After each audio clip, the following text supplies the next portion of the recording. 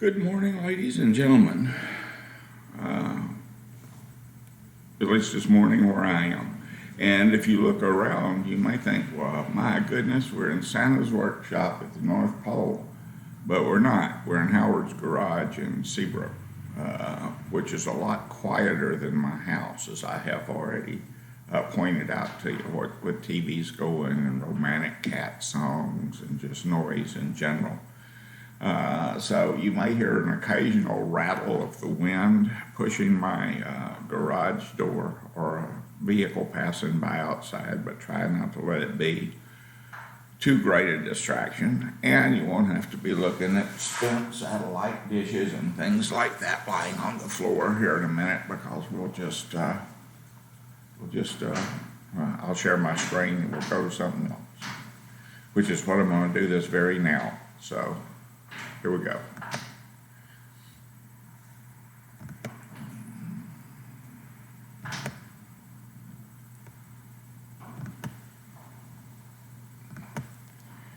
And we're going to be doing Theory and Practice of Counseling and Psychotherapy, Chapter 13, which is Postmodern Approaches.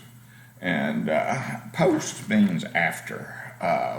We've already shot through what labeled itself as the modern era, and the modern era is behind us. And now we're in the postmodern. If we were talking literature, the modern era would have begun in 1912 and ended somewhere in the 90s.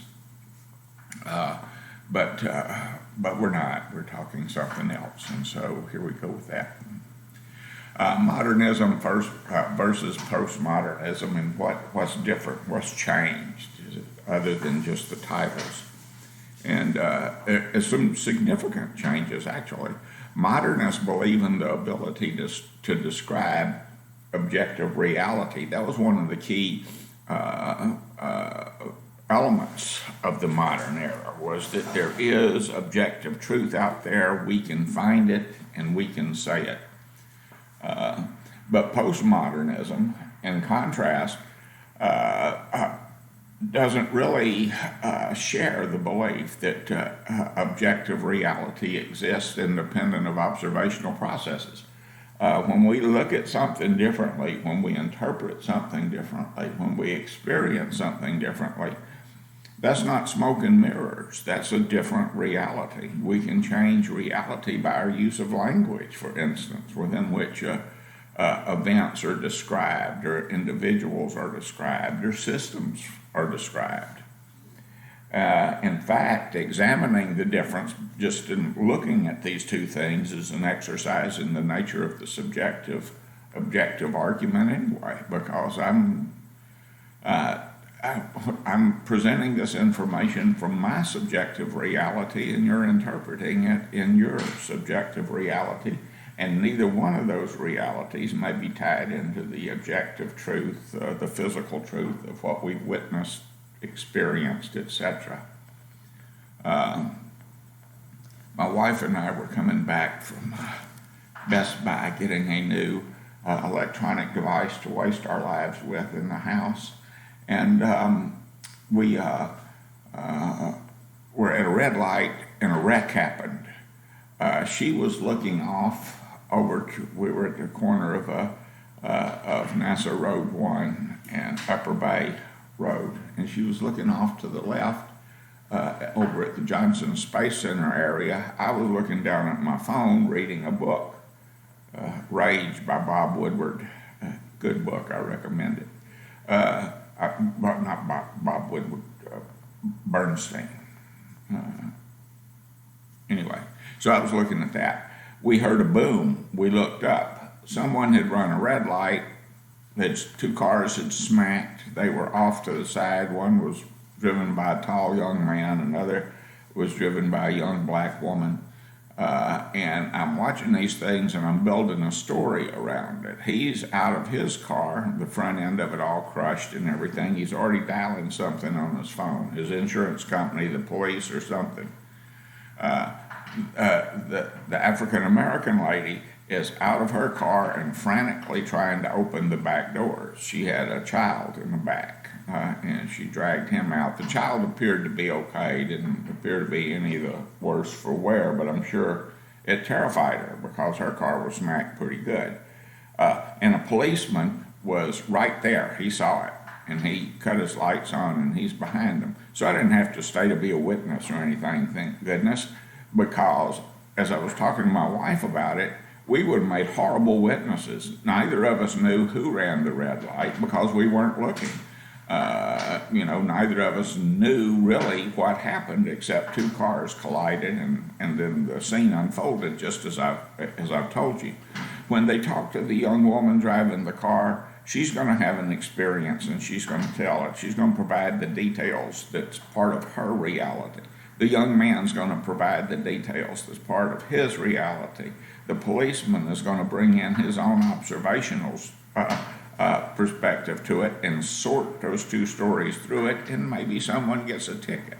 Probably will. I don't know who, because I didn't see it.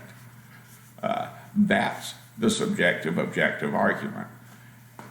I can't tell people what they're experiencing is not a crisis because I can't experience what they're experiencing. It may well be a crisis for them. Our stories, are based upon individual personal experiences, the way we're made up, and all of that good stuff. And we, each of the individuals who are watching this and the person presenting it, we're the stories we tell ourselves. And those stories can be marvelous. They can be great stories, by the way. We are the experiences we describe and what we've gone through and how we've gone through them, and they become part of our identity. And our identity shapes the relationships that we define, the interactions that we have with people, etc.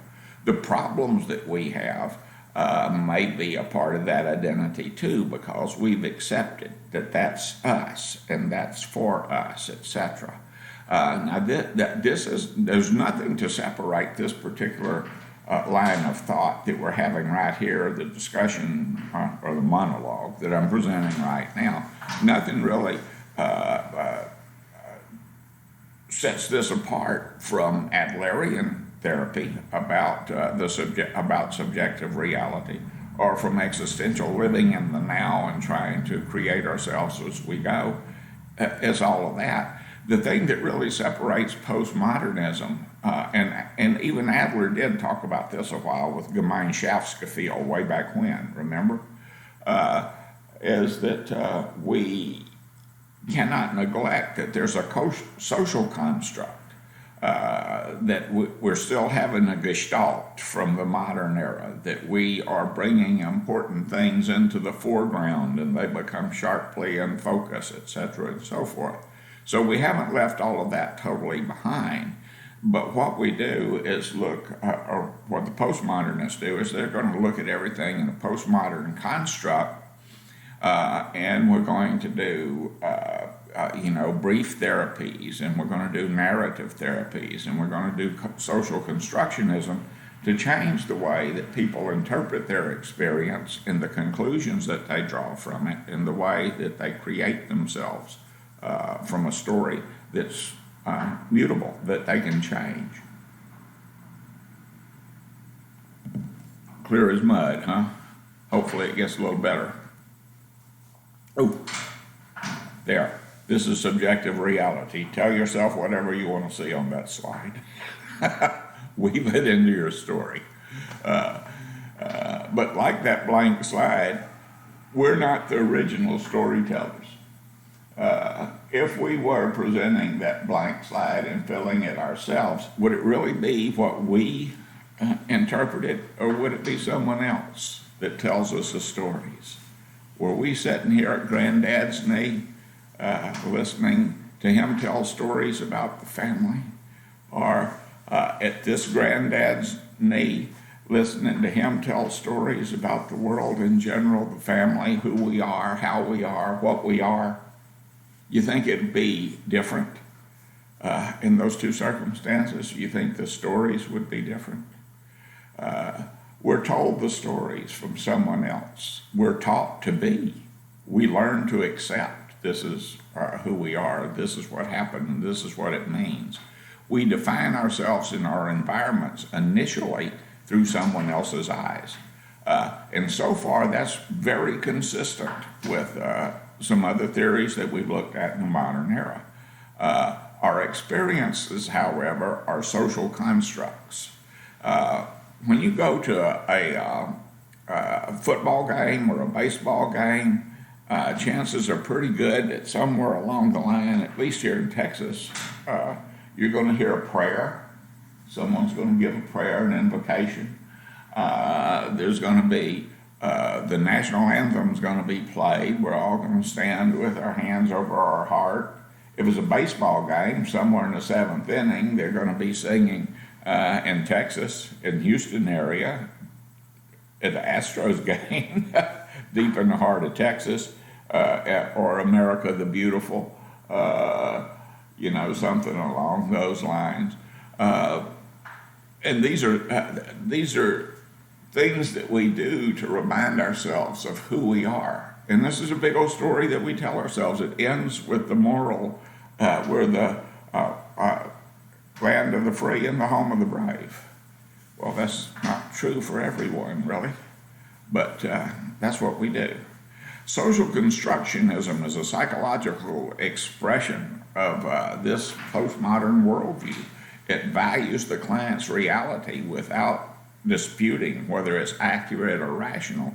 And, we can argue that all day. Is that a good way to think? Is that a real way to think? Et cetera and so forth. Should you feel that way? Does it matter if this is the way that you're feeling? Whether you should or shouldn't? If I am going to lecture you about how you should think, is that going to stop the way you're thinking or how you should value something, et cetera and so forth? So social constructionism does some challenging of the client's worldview and causes them to alter their stories and to question whether it's really them or society around us imposing its will upon us, et cetera and so forth. So social constructionism, when you start looking at it in terms of counselor-client relationship, is client-centered, like Rogerian counseling, is optimistic, like Rogerian counseling, like Adlerian counseling and Rogerian counseling. It posits the client, not the counselor, as the expert. The therapist brings optimism and process to the interaction, to the relationship. Dialogue is key to eliciting clients' perspectives and experiences.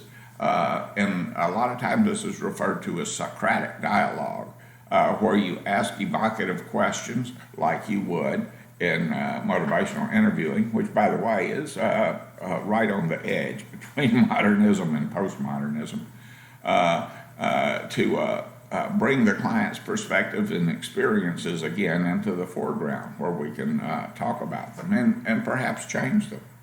And questions are used to empower the client.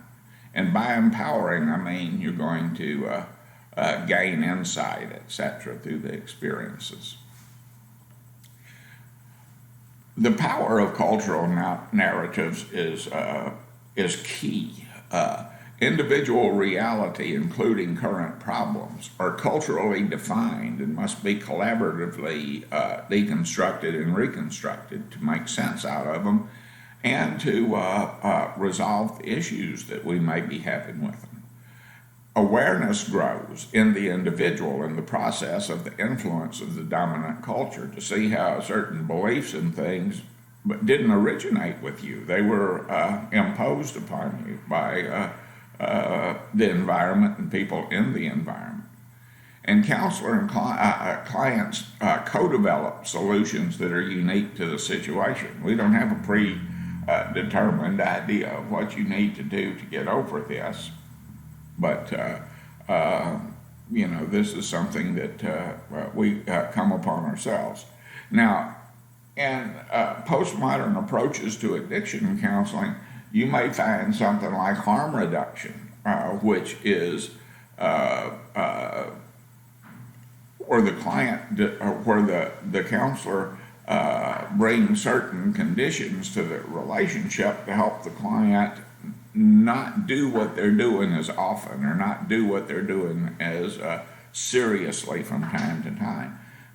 Managed use or controlled use or reduced use, all of which the underpinning philosophy is that if you're getting drunk 7 days a week and you come to see me and we work together, and now you only get drunk 3 days a week, that's a big improvement.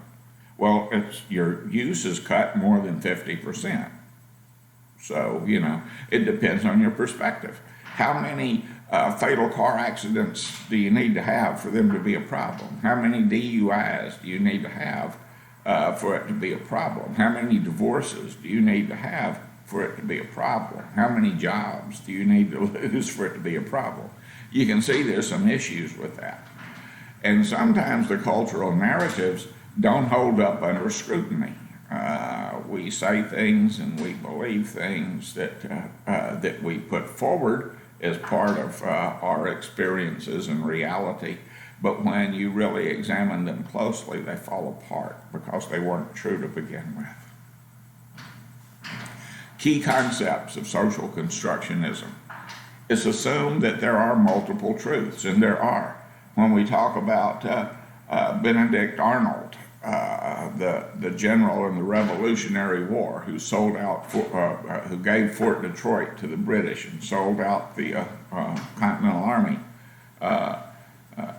we tend to think about him as an American traitor.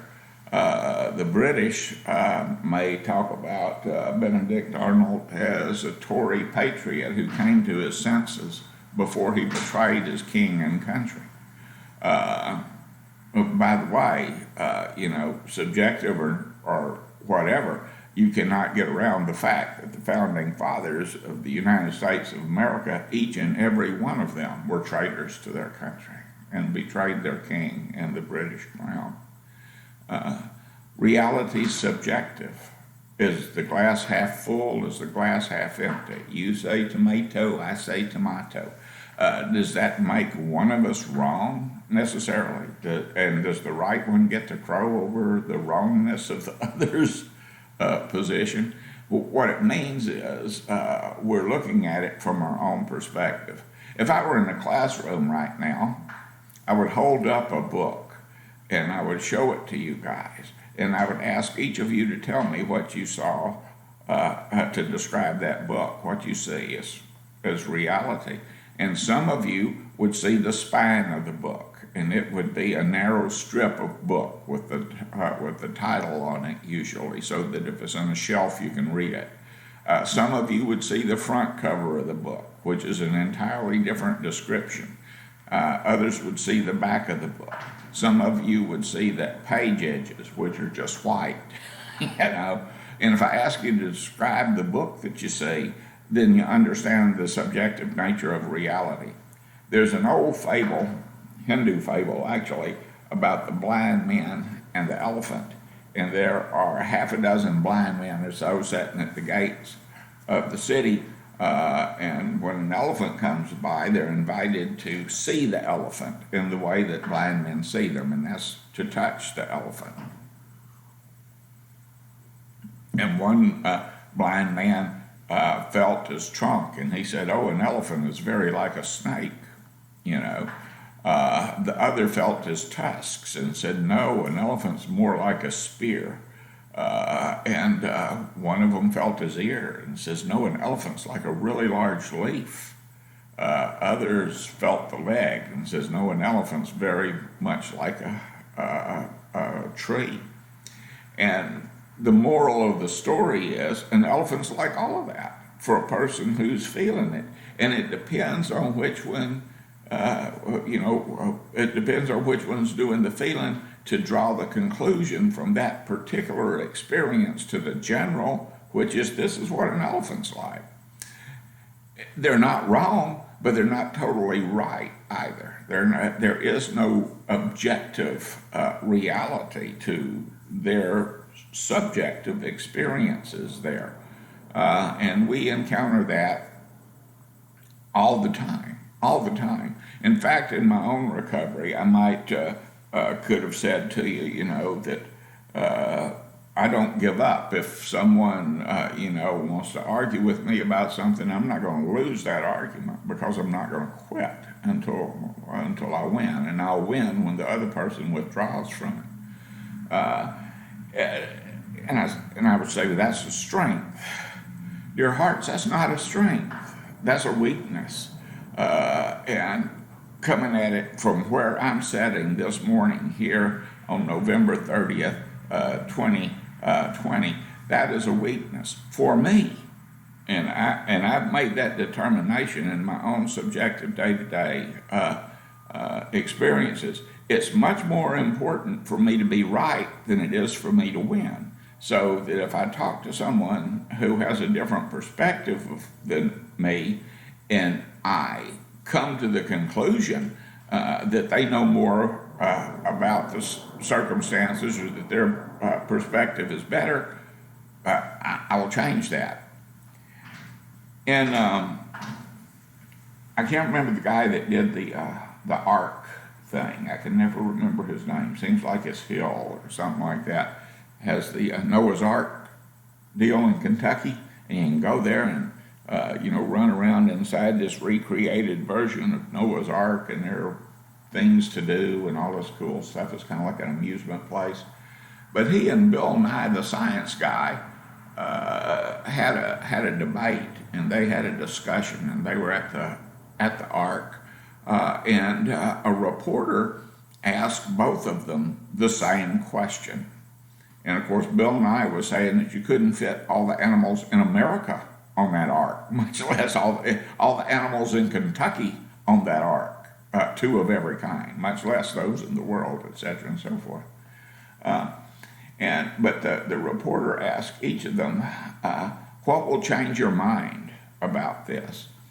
And the man who built the project, who was a very devout Christian, said, nothing will change my mind. There is absolutely nothing that will change my mind, because this came from the Bible. The Bible is the Word of God. My faith tells me it's true. Nothing will change my mind.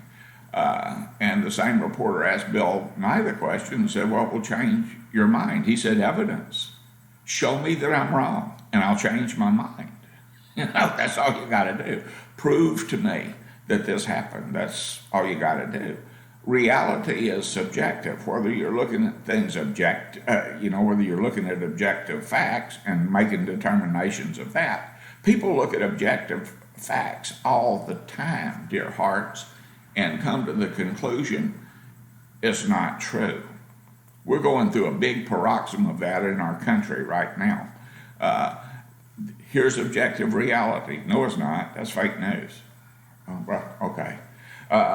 Here is subjective reality, and it's the gospel because it's what I want to believe. That's confirmation bias. Reality is subjective. Depends on where you're standing, who's doing the looking.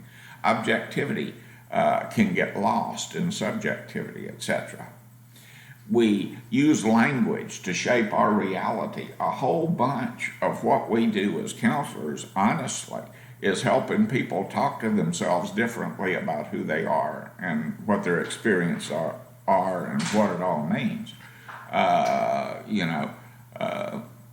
You can change your victimness to something else. You can change you change your reality when you change the way you look at things, the way you speak about things.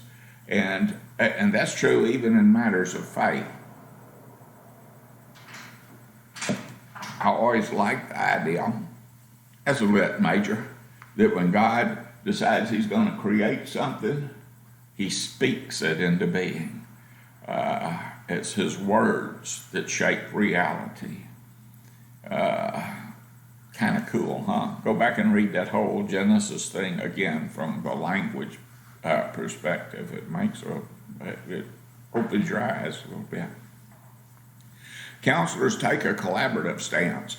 You're the expert on your life. What made me the expert on your life?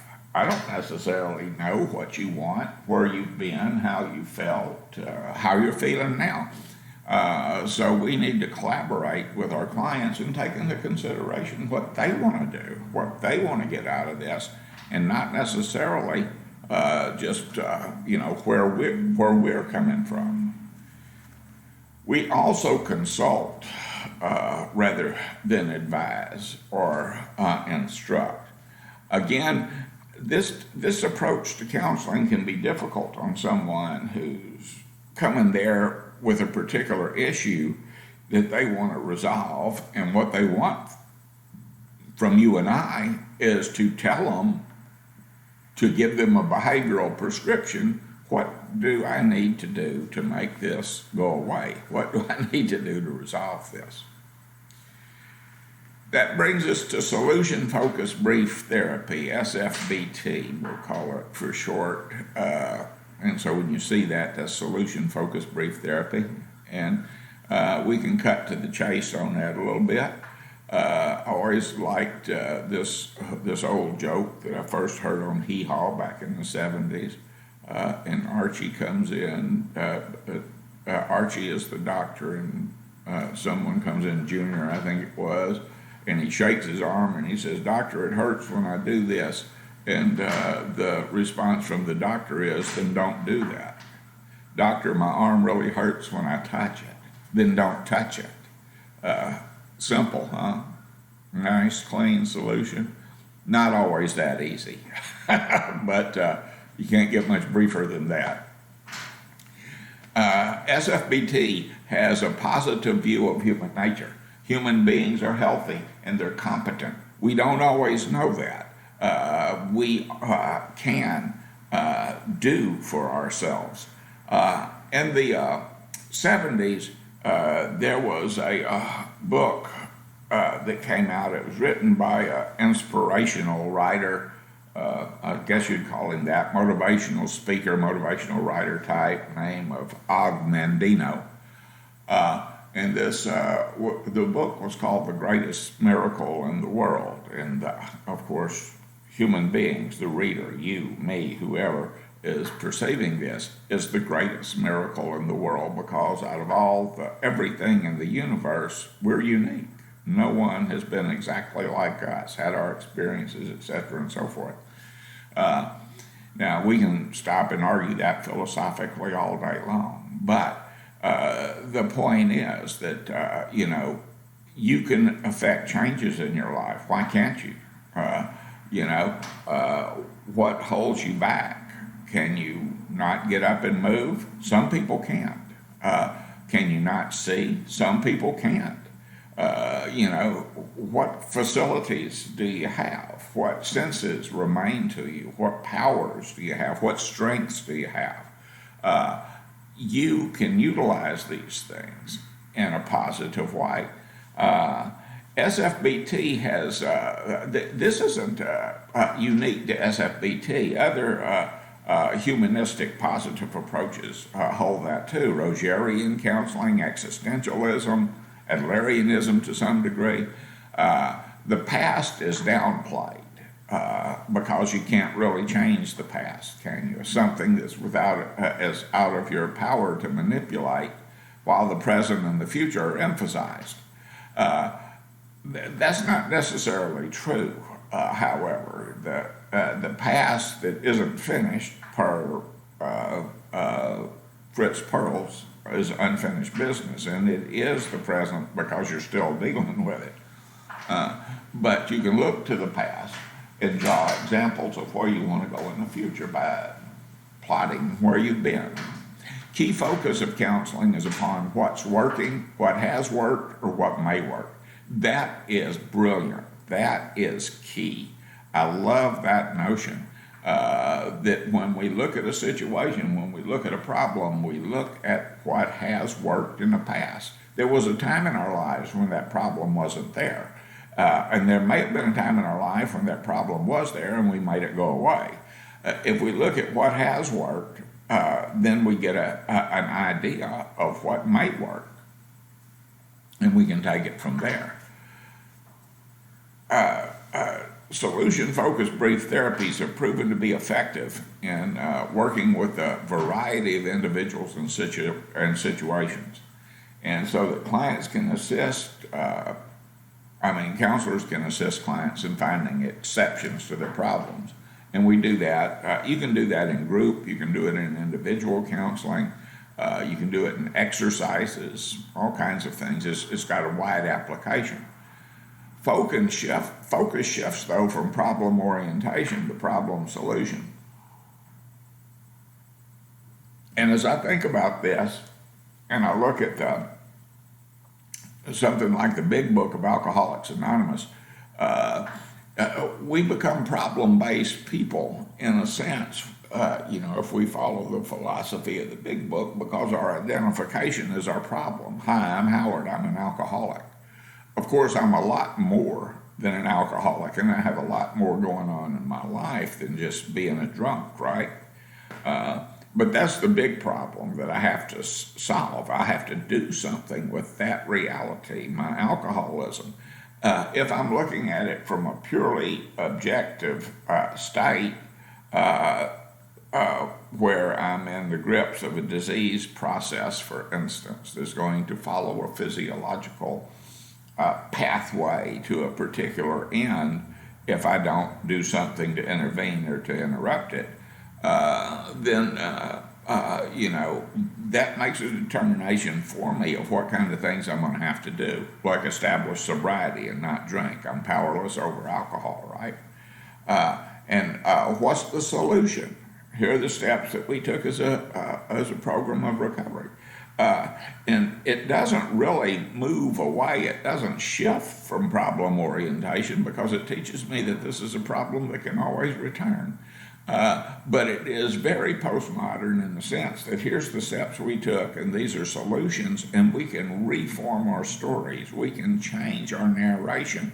The emphasis will be on the construction of solutions rather than on the problem. So that even in sharing our stories, the focus will be on what it was like the past, what happened the past, and what it's like now. And to bring about a different narrative and a different end to my story. I'm writing my own story page by page every day, and I know how it ends. Howard dies, the end. And it's going to end that way for you, except you won't write Howard. It'll be your name, the end. And that's nature, that's reality, that's objective reality. I can tell myself I'll live forever and change that narration, but is it a proper narration? Is it helpful to me to get through life or to do things? And the answer to that, especially if you look back at the existentialists, right, is no. So what's the solutions? What kind of solutions can I employ to the problems in my life? What's worked in the past? What may work now? Let's try it out. Some of you may not recognize this film. This is an old film. You can tell by looking at how young Richard Dreyfuss and Bill Murray look that it's a pretty old film, sometime back in the 90s. This is called What About Bob? And Bill Murray is Bob. He's the guy. He's the patient. And he is, Richard Dreyfuss is his therapist. And he's holding up Richard Dreyfuss' self-help book, Baby Steps, and they're being interviewed on a talk show, right? And Bob's telling him how baby steps helped him. You don't have to change everything right now. You don't have to, big changes can come from small efforts, baby steps. Put one foot in front of the other. Doesn't have to be big strides. You don't have to be running, just moving in a positive direction. The problem may not determine the solution. This is something that we have a hard time getting our heads around. If we have a flu, that's a problem. We can rest, keep warm, drink plenty of liquids, take medications to treat the symptoms of the flu. But the real deal is an experience that we have to go through. And there is no solution to the flu but time and your immune system, right? not getting it is the best strategy to deal with the flu. That means, like observing the social distancing, washing your hands, wearing your mask, getting your flu shot, just like with the COVID thing. But that's the best steps that you can take, is to avoid getting sick in the first place. But once you get sick, you have to ride it out. There are things that you can take. Other problems, that we have, we can change. We can make decisions. We can take efforts, And sometimes this is expressed, like in homilies, that when you're looking at your problem, if your problem is that you don't have a vehicle, or you don't have any way to get places, and you pray for a Cadillac, and God gives you a jackass, what do? Absolutely, that's exactly what you do. You ride it, and you ride it in a direction that takes you towards getting what you want, right? Sometimes problems aren't really problems, they're just inconveniences. And very often we can create our own solutions to things, and sometimes the solutions just wait it out. My problem is I want to go somewhere, but it's raining really hard and the streets are flooded. How do I solve that? You don't solve that. You wait it out. And then when the streets are not flooded, you can get in your car and go places, providing your car doesn't flood. People can create their own changes, their own solution. Small changes lead to larger changes. Baby steps, baby steps, baby steps. Just for today. I don't have to worry about staying sober the rest of my life, just for today. If I make it to bedtime sober, then I win. And if I make it to bedtime sober enough days in a row, it becomes habitual for me. And the more I do it, the better I get at it, right? Small changes can lead to larger ones. Solution-focused brief therapy people these two have written a lot of books. They're really kind of like the mother and father of SFBT. Steve DeShazer and Insoo Kim Berg. But they were married, so if they were mother and father of this, it's okay. It wasn't illegitimate. And they did a lot of their work in the 90s. Both of them are deceased now. DeShazer died in 2005, and then Kim died 2 years later. But they were, did a lot of really good things in this field. And there's a reading list included in your book, if this is interesting to you, that you can pick up and read about these two. Look for what works. I love Gary Larson. This is a show. This is a cartoon from his Far Side comics. It may take people a second to get it sometimes, but here's a young man trying to enter the Midvale School for the Gifted, and he's straining to push open a door that is clearly marked pull. When you know what's working, do more of it. If something is not working, do something different. Does that sound too simplistic? Why do you do the same things over and over again when they've never worked before, but you continue to lower your head and run at it? Is it because you're telling yourself that perseverance is a good thing? Because you're telling yourself that if at first you don't succeed, try again? Because you're telling yourself that you need to make this happen even though it defies all the laws of man and nature? You may have a narrative going on there that's hurtful to you, and it keeps you engaged in some behavior that you're valuing when maybe you shouldn't.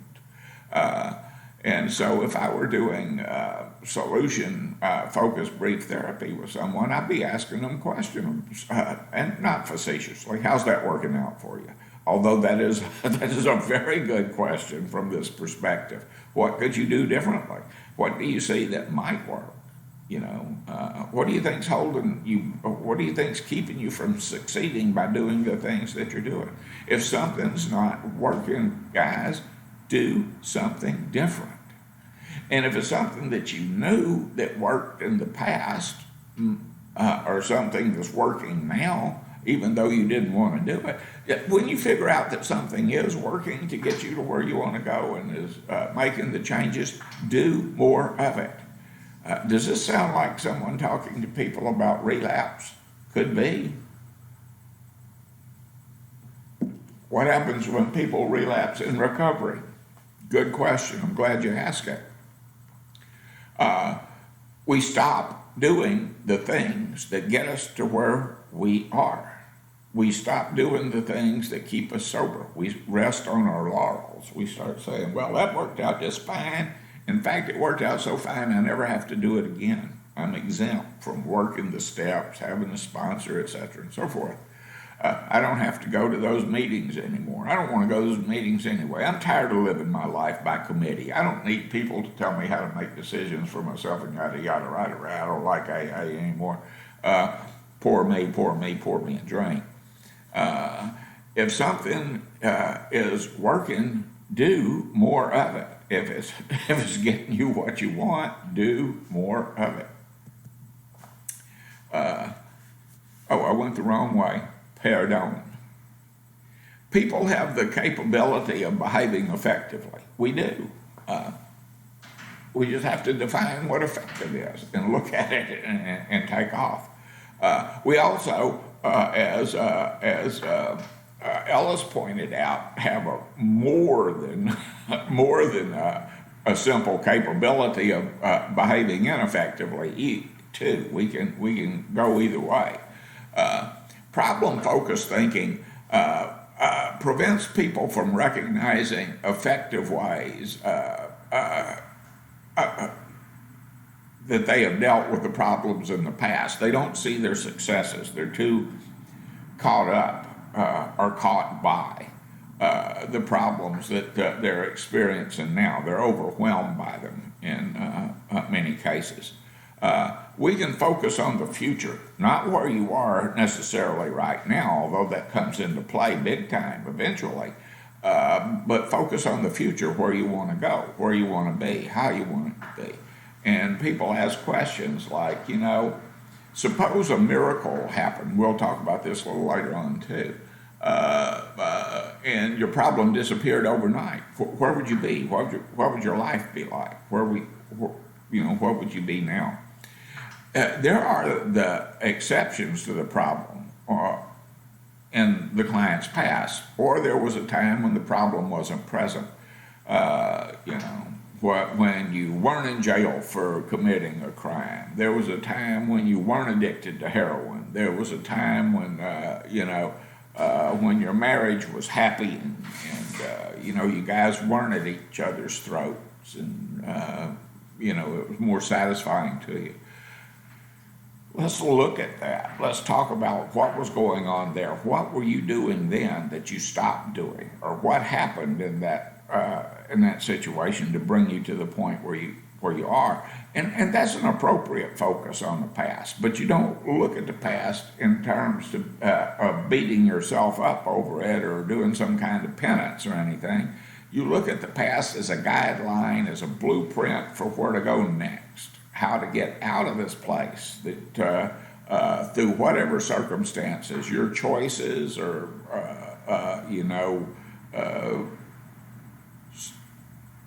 the society, disasters, whatever the hell happened. How did you get to where you are? And you're not the problem. The problem is something that you have. But you are not that problem, and you can move away from that. Clients very often, if they're problem-focused, are presenting only one aspect of themselves.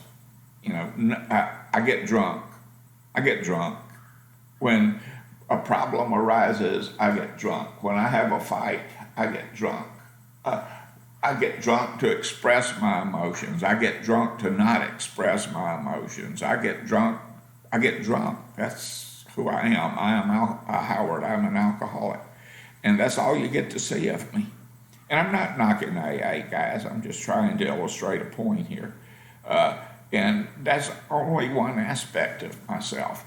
And solution-focused brief therapists try to get a clearer picture of who you are and help you to see that there's more than one.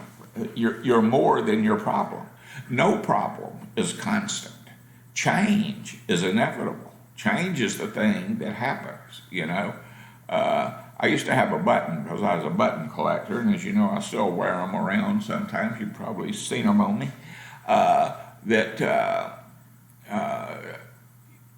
Death is God's way of telling you to cool it, you know, and death is indeed God's way of telling you to cool it. That's whatever you've done is over now, at least in this plane of existence. Clients are doing their best to make change happen, and that's generally that's why they're here with you today. Clients are doing their best to make change happen in most cases. Now, some of them are here because someone else decided change needs to happen for them and compel them to be here. But even then, you can attribute noble intentions to them. They can be trusted in their intentions to solve their problems, even if the method of solving that problem is pulling the wool over the counselor's eyes and getting them to give me the letter I need or whatever. SFBT, what you will do in there is quickly establish the relationship and establish clear goals to what you're trying to get to in that relationship. You will divide responsibilities. I'm going to be doing this as the counselor. You as the client are going to be doing this. What do you think about it? And we're going to negotiate those responsibilities. There's going to be an emphasis on strengths, not weaknesses. And this is, wait a minute, Bushart, this just sounds like semantics. Yes, it's semantics. That's what the language aspect's all about. If you emphasize the strength, you create a different type of identity with yourself than you do if you emphasize your weaknesses, don't you? You have to expect that change is possible. I expect that going in because I'm optimistic, and I think we're going to have a relationship that's going to change both of us, and that's going to be a good thing for both of us. We're going to focus on what we can do here and now. That doesn't mean that we totally ignore the past, but we're not going to spend all our time there. We're going to focus more on what we can do here and now to get us to where we want to go in that future, right? But what if I'm doing all this here and now stuff and then I die and I don't get to the future? Well, death is God's way of telling you to cool it, isn't it? This approach is specific, it's integrated, it's pragmatic, and it uses eclectic techniques. A problem with some of the postmodern work is that postmodernists tend to be heavily technique oriented, in that the relationship, which I believe is the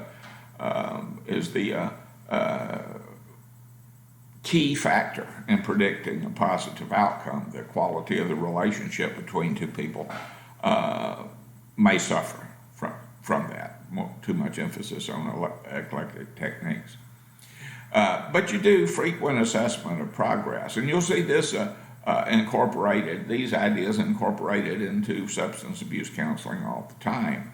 If you're doing outpatient or inpatient, either one, you're going to be expected to review your treatment plan, see how things are going. Is the client meeting their goals? Are they making the changes that they need to change?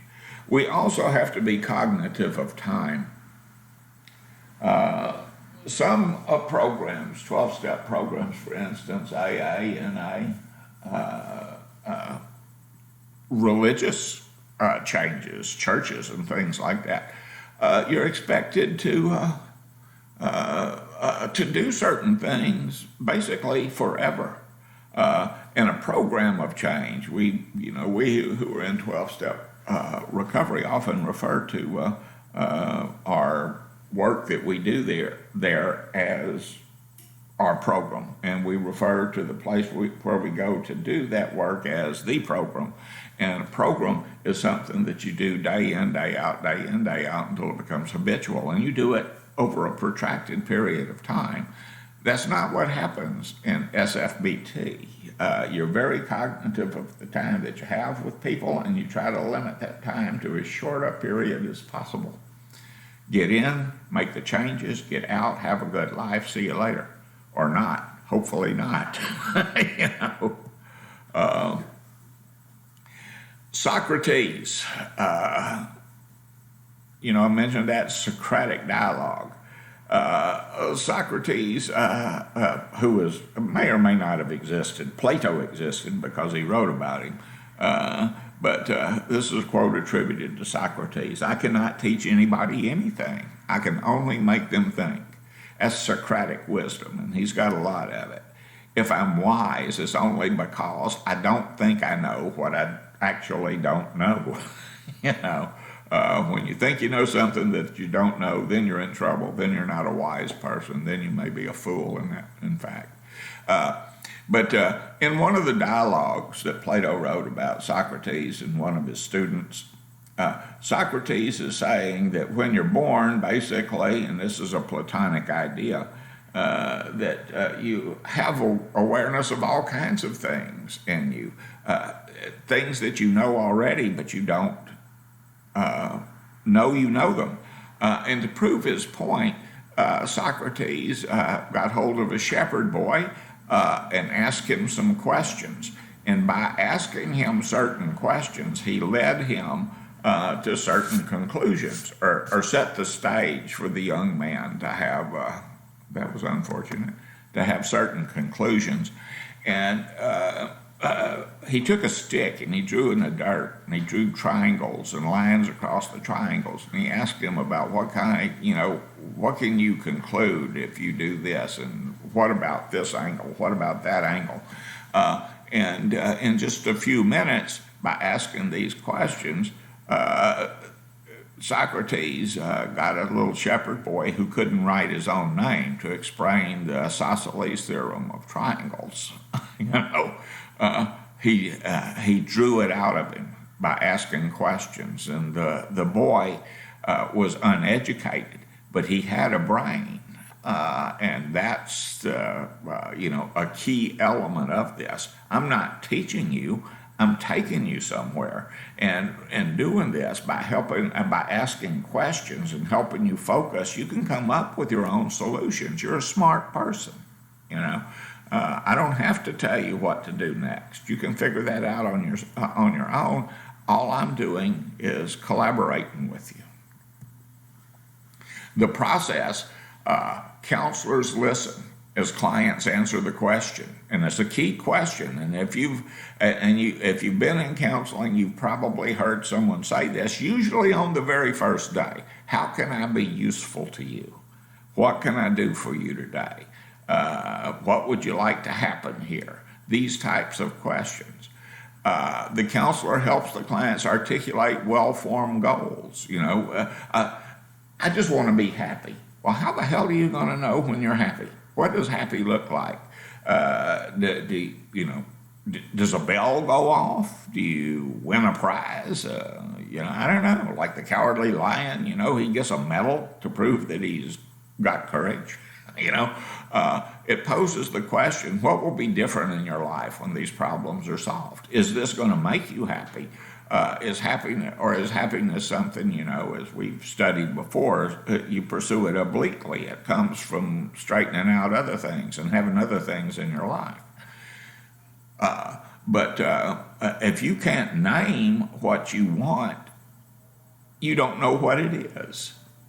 Does that make sense? If you can't talk about where you want to be and what you want to happen, then you don't know. And even though the counselor may be annoying when they ask you things like this and ask you for clarifications, it's important because it helps us to create a solid idea of what we want next. The counselor asked the client about times when these problems were absent and what the client did to make them go away or to keep them from developing.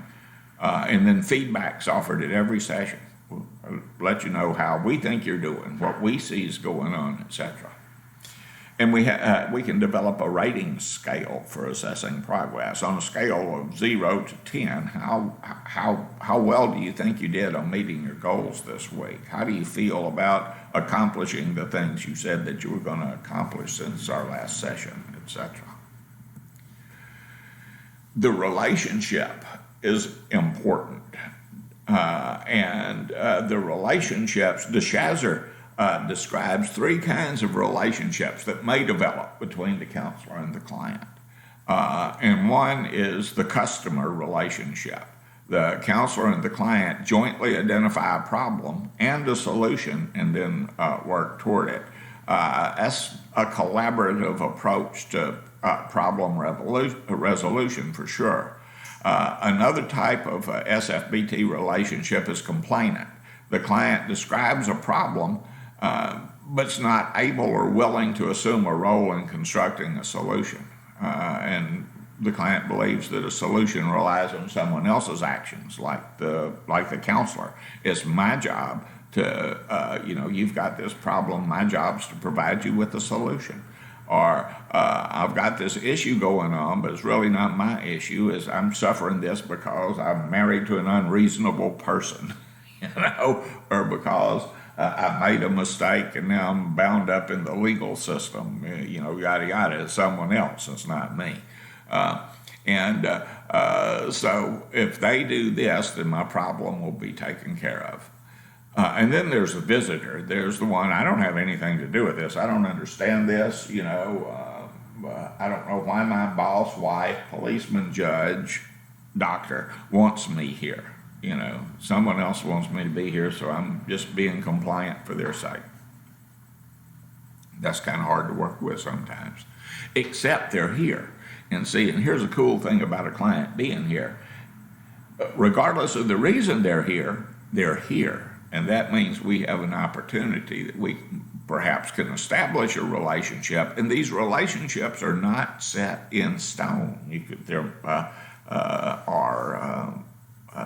adjustable, to think of it that way. You can change them into something else.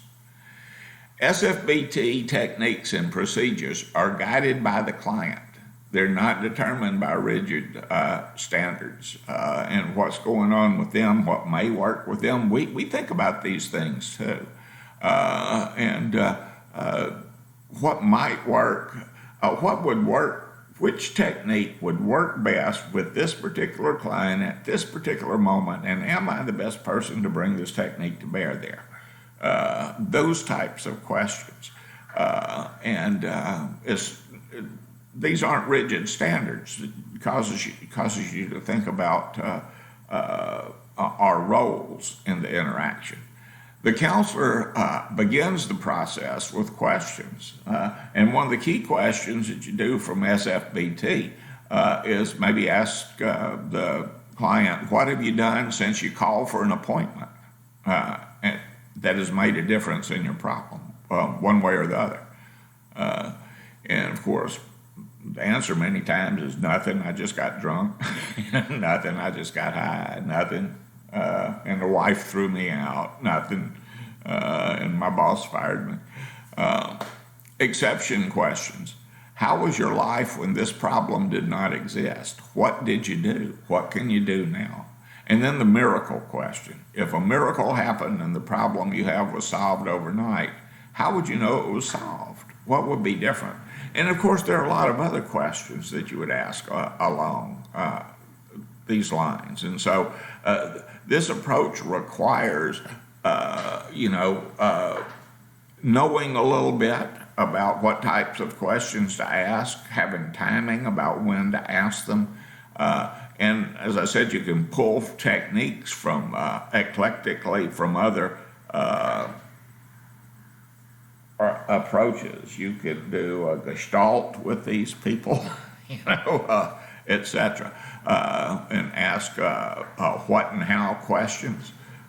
You can provide information to them. You can give them, homework assignments, all that kind of good stuff. So you're not locked into a 1, 2, 3 ABC thing. You will move them through a process, through a dialogue where you ask questions that help them to bring forth awarenesses of themselves. These are questions that are evocative, that can't be answered yes or no or maybe in most cases. They have to stop and think about them. Language and relationship. This is important, and in case you don't know this already, you might want to write this down and underline it. Sticks and stones may break my bones, but words will utterly destroy me. Words are some of the most powerful things in our lives. They build relationships, they destroy them. They create strengths in people, they expose weaknesses. Words, the things we say and how we say them, are creative. They create our reality. They create our identity. They create our relationships, etc., and so forth. Important to think about language and relationship. Narrative therapy. Michael White, an Australian fella, and his New Zealand buddy, David Epstein, really came in big on narrative therapy, which appeals to me all over the place, and probably because, like I said, I'm a lit major and I spent so much time pulling apart narration and hermeneutics and all that good stuff when I was doing that. Michael White passed away in 2008. He's the younger man on the left here. That's Dr. White, and this is Dr. Epstein, who was a social worker before he got into this. Narrative therapy. Mostly counselors listen. Mostly we listen. We listen carefully and we listen well, and we try to understand as deeply, as thoroughly as possible the client's subjective experiences. We listen with an idea of how we're going to respond to the person in terms of feedback, what we're going to say to them, how we're going to help them hear their story too, because the clients need to listen to themselves carefully and well also. Counselors listen with an open mind. We don't come in there thinking, oh, here we go again. We encourage clients to share their stories. Tell me. Because when you tell me your story, I can see how you see you. I can see how you see your life. I can see how you come to the conclusions that you come to. I can understand why you feel the way that you feel. So the most important thing that we ever do is listen to our clients. Much more important than the advice we give them, is understanding who they are and what they're experiencing. To listen without getting stuck, not to make their reality my reality, not to get into a cycle of they come in and complain, and I listen to them and say they're there, and we all go on our way.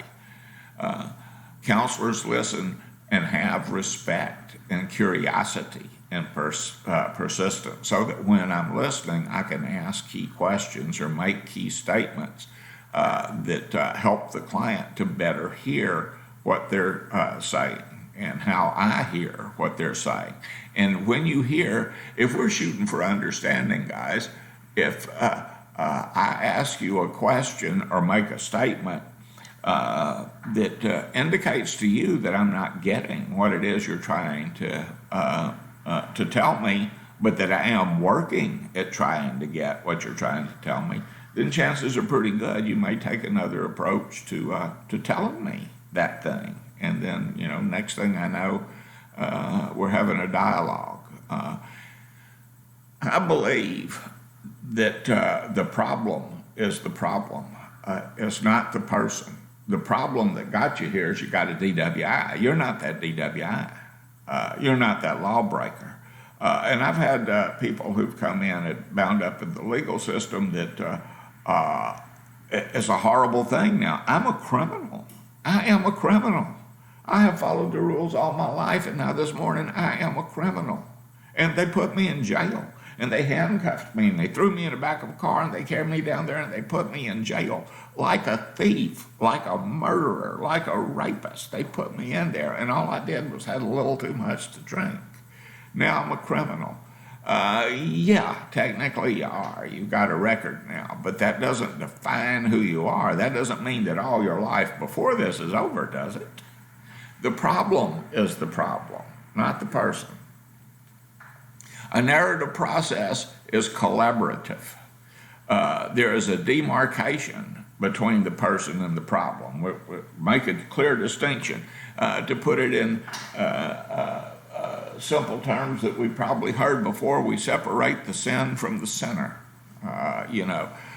This is what you did. This is not who you are. Discover how the problem has been affecting the person and in what ways. Discover exceptions. How have things, what are exceptions to this pattern? Everything I touch turns to shit, man. Everything I touch. I can't do anything right. Everything I try to do blows up in my face, falls apart, yada, yada, yada. That's not true. That's not true for anyone. There are exceptions to all of those disastrous, all or nothing statements, and there are exceptions to them. So we point out the exceptions when we discover them, and we encourage speculation of the future. What if these things are dealt with? What if you know this is that this is something that you can change, and that this you can eliminate this kind of thinking, or you can eliminate this type of behavior? What will the future look like? How will it be for you? And then to create a supportive audience. If you're doing this in a group, or if you're doing it yourself, if I'm the audience and I'm an audience of one, I have to be a supportive audience. If I am doing this in a group, in a collection of clients, or in a classroom or whatever, the audience should be supportive. They should be interested in what's going on in this narration of the individual. They should be curious. They should be respectful, etc., just like I should. And if I'm the only audience, that's what I should be doing. The functions of the counselor and narrative approach. We're active facilitators. We demonstrate care, interest, respect, curiosity, openness, empathy, contact, all of that. We don't fake it, by the way. We bring it there. And sometimes it's more of a challenge to have that with one individual than it is with another. But it's something. Oh, sorry. I know y'all can't see me, but I was really fighting that yawn off. I apologize. Believe in the client's abilities and intentions. I believe that you can get sober. I believe that you can resolve this issue. I believe that you can change. I believe that you can get through this. I believe that you want to. But I don't know. I don't know what your story is. I don't know what this means to you. And so I have a not knowing position. A not knowing position, and this is not, this is a position that you take is not necessarily an experience that you're having, because sometimes I'm pretty good at knowing where a client's going or knowing where a client's coming from, but I don't cut to the chase and tell them what their story means. I'm going to maintain that not knowing position so that they can do introspection and come to awarenesses of what the story means on their own, because it's their work to do, for one thing.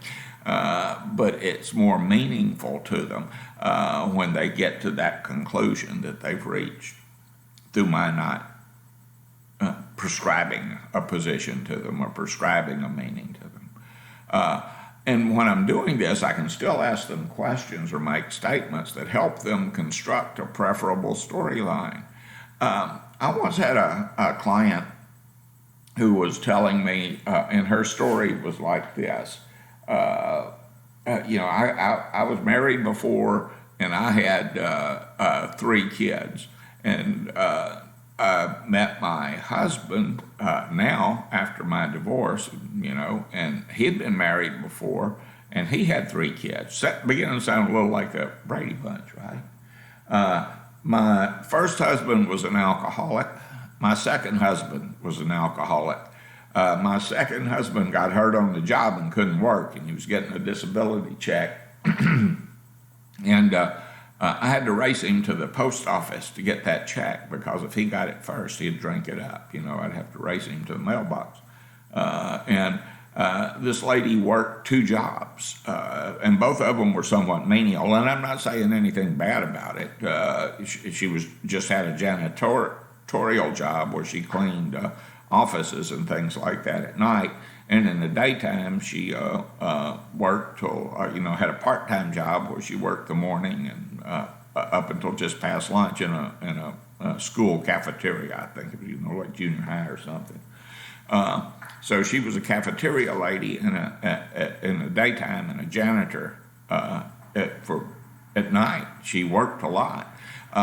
And she had these 6 kids, 3 of hers, 3 of his, that he just kind of abdicated. She was trying to raise them all. Her oldest daughter and his oldest son started a sexual relationship because, after all, they weren't related, right?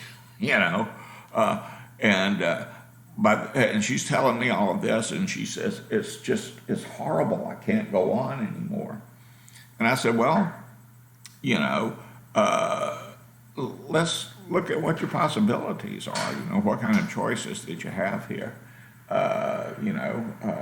Well, one is, you're here. You are. You're sitting in my office, and you've managed so far, right?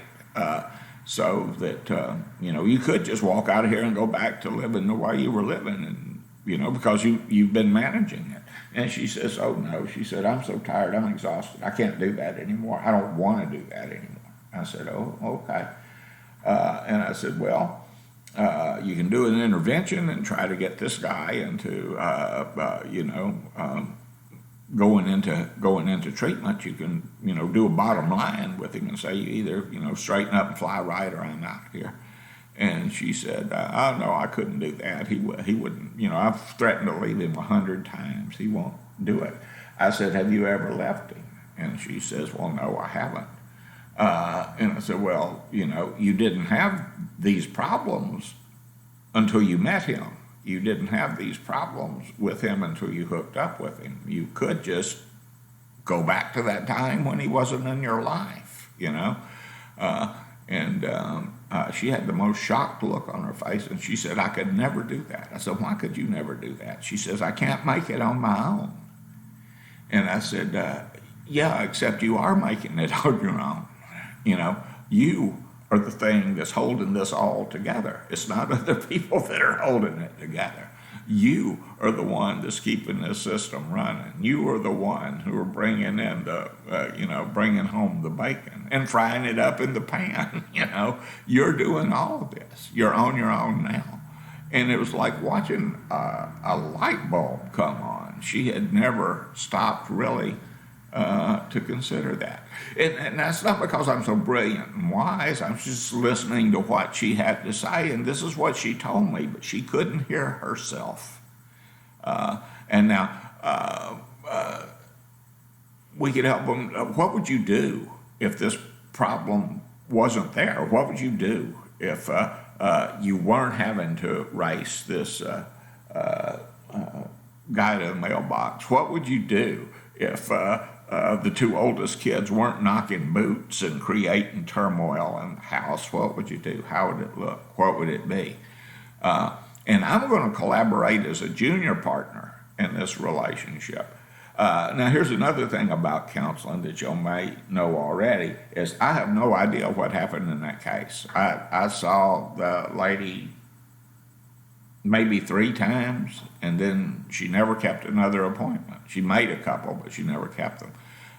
So I don't know what happened. I don't know, where she went how her life goes or anything like that. But that's okay because it's her life. It's her life. And she gets to make those calls. Narrative questioning on my part generate experience rather than gather information, so that when you're asking a question, you're helping clients to see what you see, to hear what you hear, helping them to and guiding them in to some degree into a deeper experience of their lives and situations, etc. Always ask from a not knowing. It should be from, not for. Ask from not knowing, respectful stance, where I don't understand. I don't know. I need you to tell me, even if I do understand. I ask these questions to help the client clarify, because that not knowing doesn't apply just to me. I'm taking the stance, but the not knowing also applies to the counselor.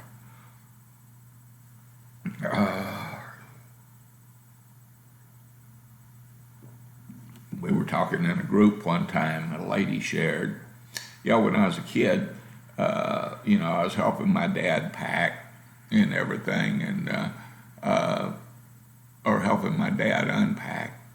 And, he and she said he and my mom, they had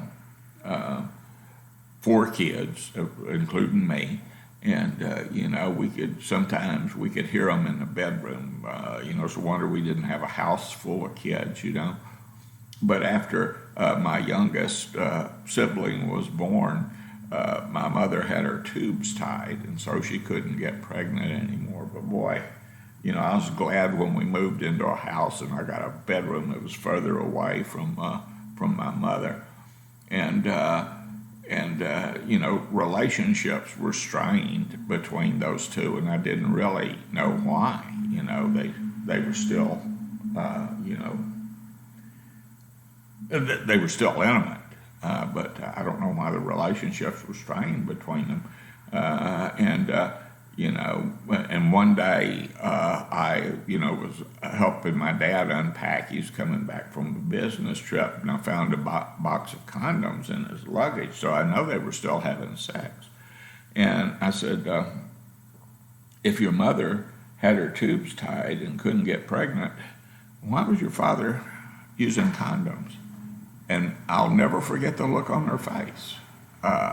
It was like I'd punched her. And she said, I never once thought about that till just now. He didn't need them, did he? And I'm like, no, not for her.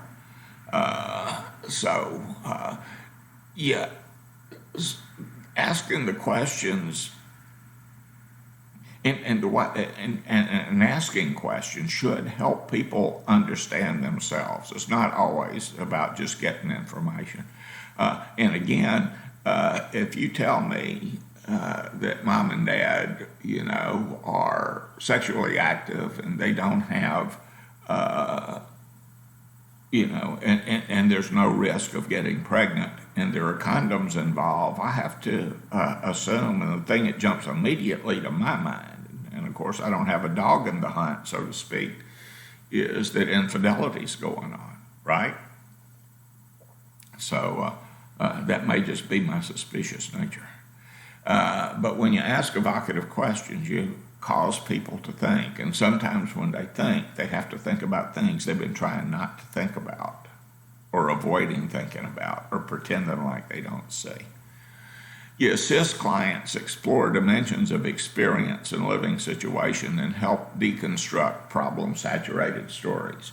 And the deconstruction of stories is a difficult thing.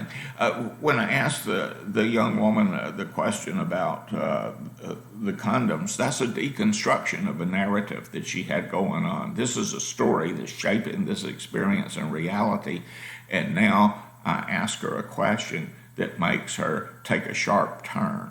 that story's not going in the direction she wanted it to go. And now she's going to have to deconstruct it a little bit. In narrative therapy, there are externalizations that go along with this.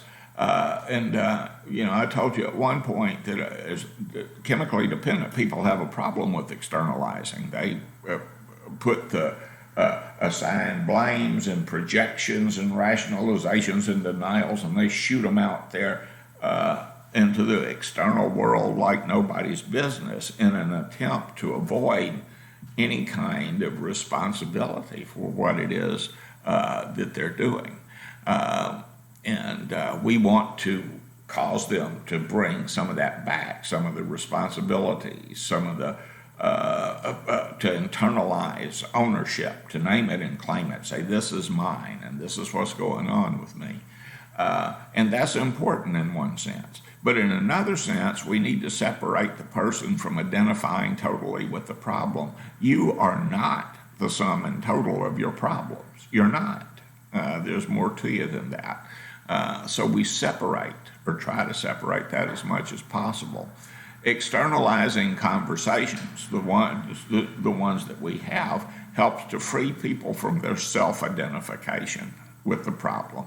And externalizing conversations help clients recognize times when they have successfully dealt with the problem, which is, again, key with any of the social constructivisms, with any of the SFBTs, with narrative therapy. All of them have a focus on strengths, on what you have been able to do and what you were able to do to help with the problem. Narrative deconstruction and reconstruction involves breaking the stories down and telling them differently, breaking them down, taking them apart, changing the characters, changing the plot, changing where it goes. People can continue to rewrite their stories every day. You can you can reevaluate. You can think about things differently. You can see where you are now. Counselor questions challenge clients and help them to focus on the future, which is a very important aspect of this approach.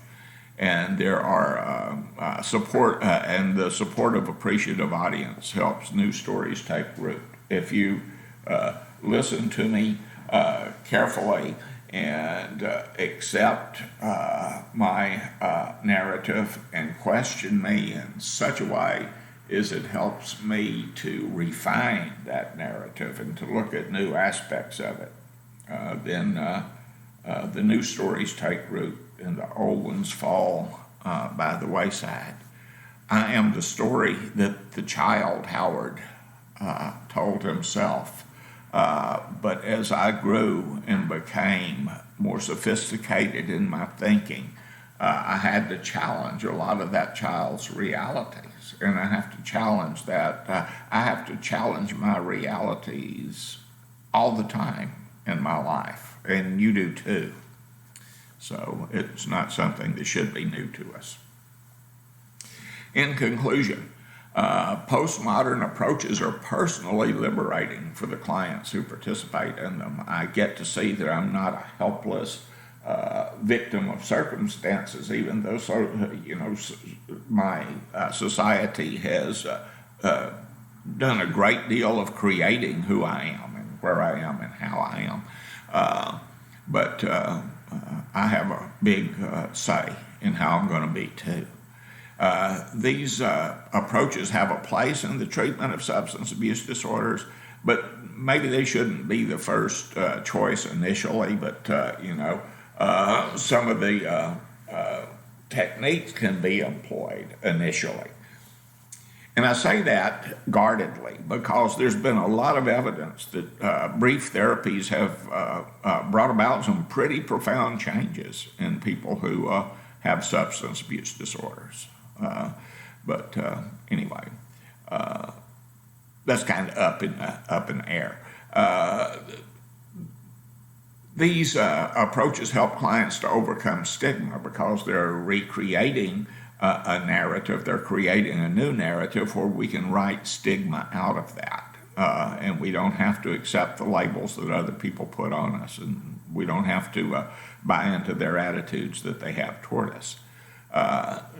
These approaches may also overemphasize techniques over relationship, and some of them, as the author notes in your text, have demand a little more empirical study to make sure that what we're seeing is what we're seeing. And that's the end of my slideshow. And so I'm going to go over here again, and there I am, still in Santa's workshop or Howard's garage. An existential decision, isn't it? But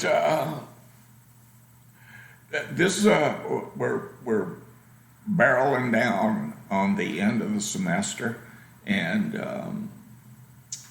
because we're barreling down on the end of the semester, this is the last lecture that I'm going to have in the book, and what you'll be tasked with now going into the final week is to finish everything that you have unfinished, to catch up on all of your work, and you have next week to do that, and that's including the second test in this course, and all of your other assignments and everything.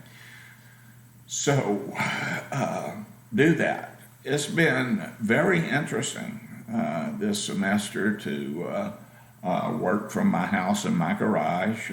It's not the first time I've done it. I did it over the summer and in the last part of the spring semester. But this is my first full semester that I've done it, and I've had to change some of the things that I did in the spring and in the summer, and I think I'm getting a little better at doing this than I was initially.